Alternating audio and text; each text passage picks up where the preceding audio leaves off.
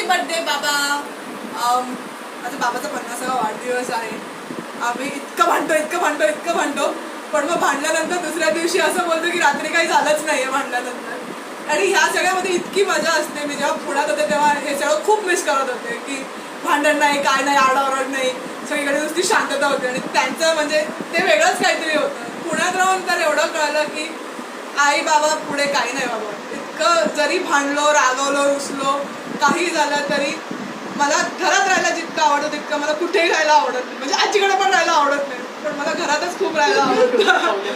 आणि हा मग बाबा तर सगळं करतो. म्हणजे आम्हाला बाहेर घेऊन जातो, आपण आमच्यासाठी शॉपिंग करतो. काल बिचाराने इतकी शॉपिंग केली आमच्यासाठी. आणि मला तर गाडी शिकवली, त्याचं तर मेन क्रेडिट हेच आहे की बाबा मला हातात गाडी दिली त्यांनी चालवायला. तर ह्या सगळ्यामुळे